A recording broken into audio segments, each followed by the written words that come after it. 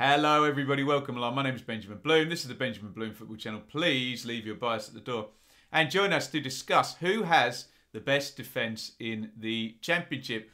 I've looked through a fair few different metrics and numbers. I'm going to present them, but I'd really like to hear your theories because it's not all as simple as how many goals are conceded. I'm thinking about things like resources, injuries, method of playing, managers, all of that good stuff, circumstantial stuff that doesn't show up in the numbers really. However, I know there are going to be a lot of people that literally, that's as far as they're going to look in terms of defences. Who has conceded the fewest goals? Obviously, it's a pretty clear barometer for how good a defence is. Doesn't tell us everything though, does it? I think you would suggest that, like, for example, in that list, compare Fulham and Millwall, who play in very different ways, don't they? But is the Fulham defence better than the Millwall defence because it's conceded 4 goals fewer in that list? I don't know. Fulham, a tackle game. Their defenders are in the other half. How much defending do they actually do? Millwall defend for a lot of the game. They set up with the midfielders in front and their defenders do a lot of defending and their goalkeeper's good as well. So, I don't know. Good debate, isn't it? There's your first top 6 though. West Brom, top, fewest conceded. Bournemouth, Fulham, Derby and Borough tied, and then Millwall, Forest, Stoke tied in 6th as well. Down the bottom for the worst, we will mention them. Barnsley, Birmingham, Cardiff. Bottom 3 is Bristol City, Reading and Peterborough.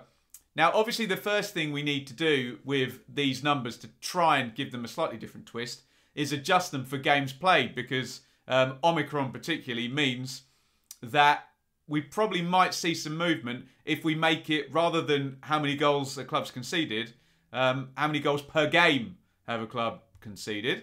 And there you go. West Brom are still on the top, but in fact the top 6 are all fairly solidly held, haven't they?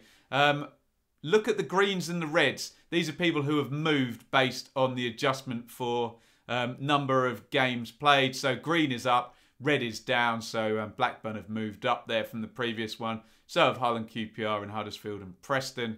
And the goals per minute way of looking at it does drop Stoke, does drop Millwall, Coventry, Blackpool, Luton, Swansea, Sheffield United and Barnsley. So look, as those games in hand are made up by everybody in the league, that will even itself out. I think looking at the per game, and I'm sure we all look at this the same way, if the number is under 1, that's very good, because that kind of intimates if you score a goal on average you win, right? If the number is above 1, you kind of intimates on average you need to score 2 goals to win a game. So let's give a nod there to West Brom, Bournemouth, Fulham, Derby and Borough. They are under 1 goal per game. We can't count all the teams that are over, but I would just look at Peterborough, are the only team currently conceding more than 2 goals per game. Therefore, on average, Peterborough have to score 3 goals to win a game. That does not bode well defensively, does it? Right, let's move on to a different metric. Clean sheets. Now, it's an interesting debate as to how useful this is in terms of a defensive read. You can argue, yeah, it's really useful. If you don't concede any goals, you win a game. Great, fine.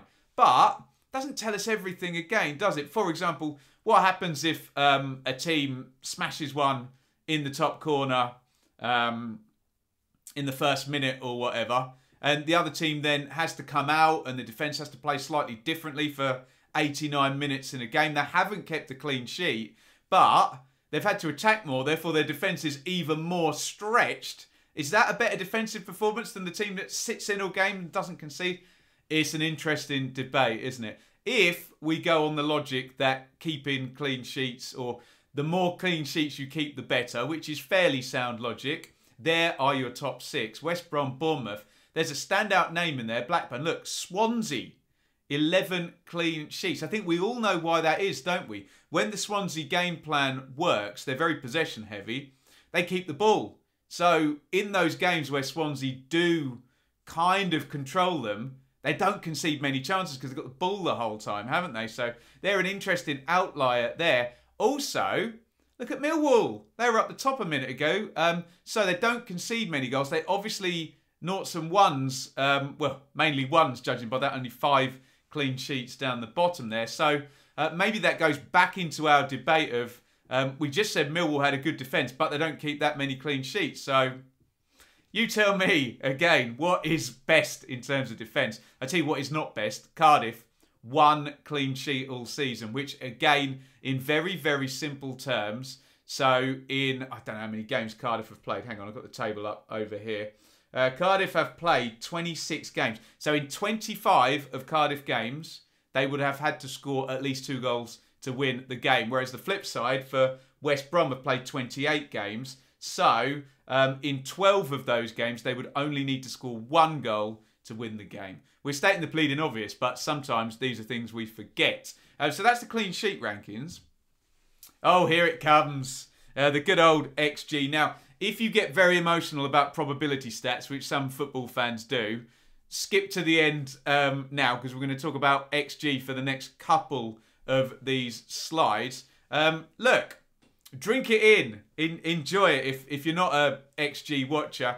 Look, I think you can learn something from most stats, and XG is one. So this is the total amount of XG against, i.e. the probability of chances conceded by a team. So for example, if a team gives up a chance 6 yards from the middle of goal, that will have a high XG, whereas, and even that chance is missed. Whereas if, I don't know, someone smashes one in the top corner from 35 yards, that'll have a very low XG, but obviously the team will have a goal against. Sometimes it's wrong to say a team has a bad defence because they've conceded a goal, isn't it? Because it could have been very, very good finishing. In the same way, it's not 100% clear to say a team has a good defence if they keep a clean sheet. Think about Blackburn Borough the other night and Matt Crooks heading one over the bar from 3 yards out from a header.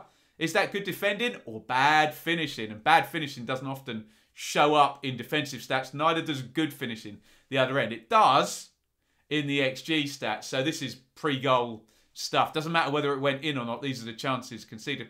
XG against, Fulham at top. And we've already said about Fulham. They hardly sit in there and head it, kick it like a Mick McCarthy team. But why have Fulham got the lowest XG against? It's obvious, isn't it? They spend the whole game attacking, have lots of possession, and the ball's not near their goal very much. So even though maybe goals against, clean sheets, etc. Fulham, I feel quite high on the clean sheets. Fulham top there. Look, Borough, West Brom, Sheffield United. Have a look at 5th and 6th. Luton and Coventry in the top 6 for XG against. Down the bottom, so interesting this. Look, Hull, Millwall are in there again, and I think we can explain Millwall away in terms of it's an accumulation with Millwall, i.e. they sit in, don't they, and probably concede a lot of not very big chances, whereas someone like Fulham probably concede the odd chance, but it's a really good chance because they're really open and attacking. Very, very interesting. There's your bottom 6. Hull, Millwall, Barnsley, Bristol City, Peterborough. Reading at the bottom, so 50 XG conceded. Now, we do need to adjust per game. By the way, I didn't adjust per game for clean sheets because it's a binary figure. It's either a 0 or a 1, isn't it? Whereas with the goals against and the XG against, I thought it was more appropriate to adjust. Let's do that. Does anybody move? Yes. So green's up, red's down for XG per game. And it works out well for Luton. They go up to 4th and Bournemouth go up to 6th. That's interesting. A drop for Sheffield United and Coventry simply because of those other 2 teams going up, I guess. Birmingham, Blackburn, Derby all move up. Swansea move down. Blackpool, Preston.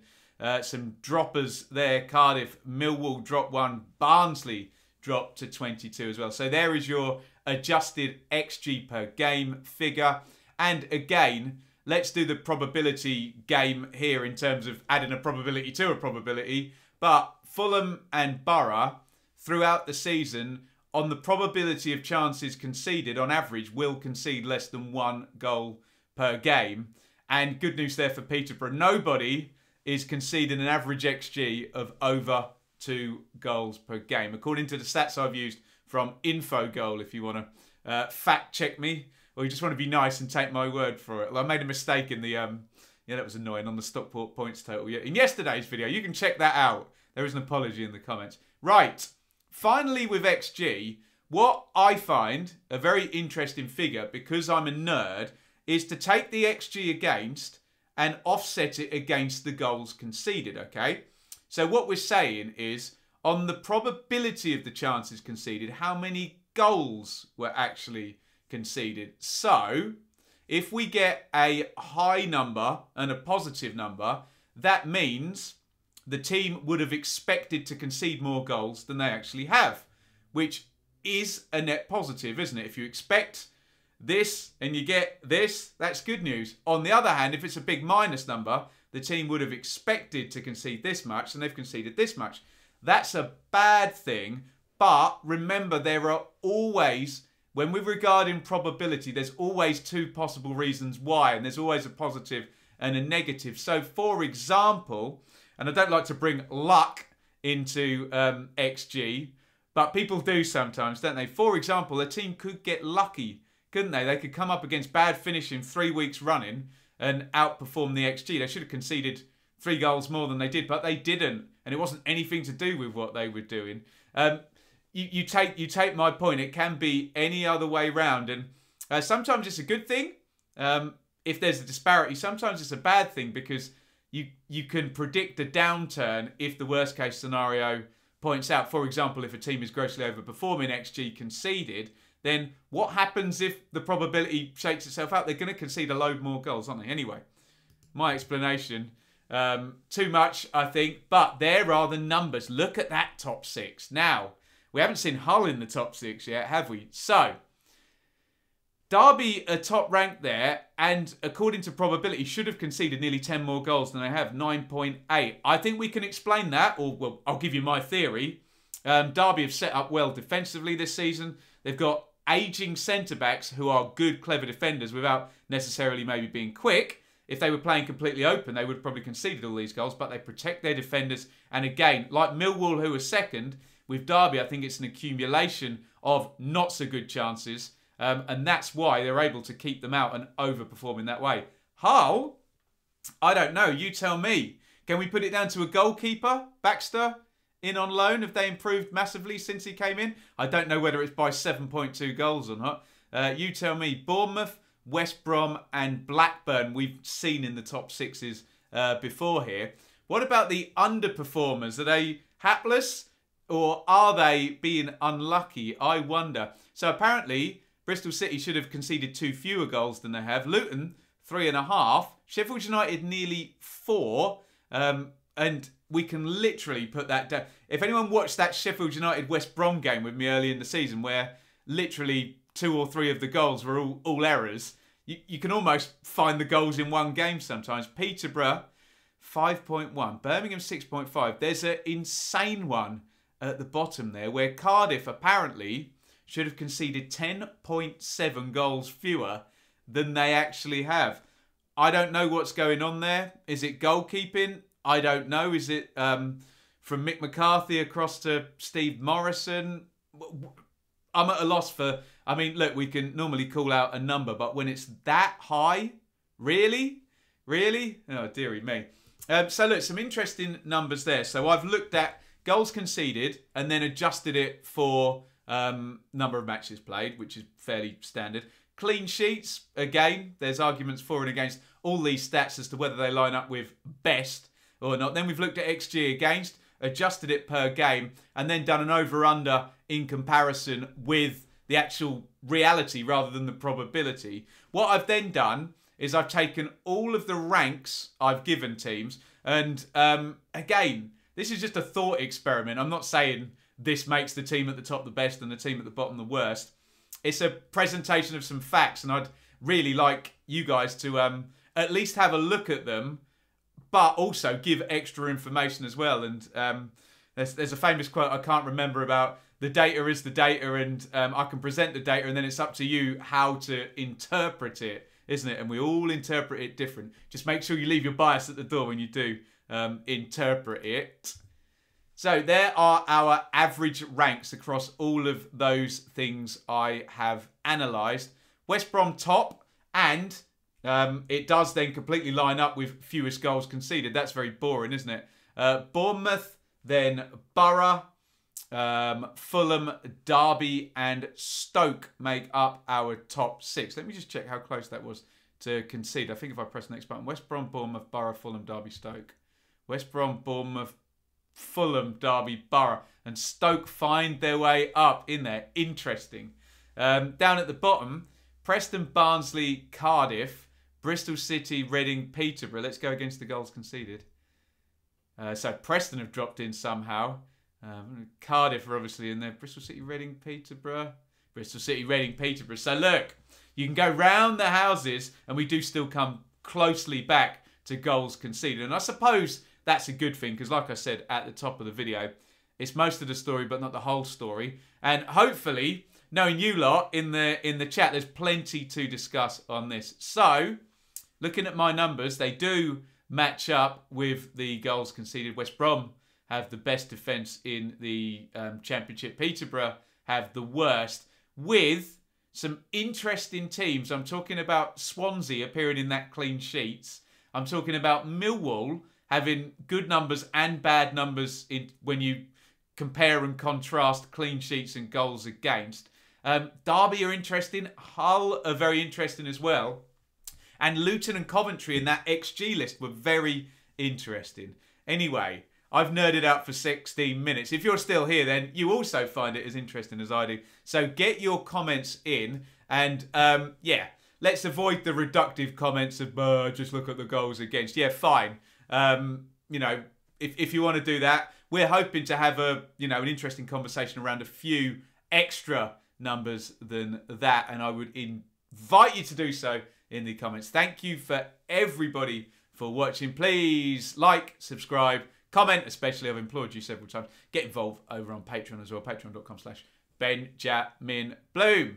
See you tonight and over the weekend. We'll be doing Huddersfield, Stoke, Saturday Super Stream. We should be doing Derby and Birmingham on Sunday as well. Loads of live stuff coming up on the channel, and this will probably sit here for a while ruminating. And of course, I should say, recorded Friday 28th of January. I'm just wrapping up around 2 o'clock here. So if the numbers have changed, I cannot see the future. As most of you that follow my prediction shows will realise, I'm not very good at predicting the future. Anyway, enough from me. Thanks for watching. Over and out.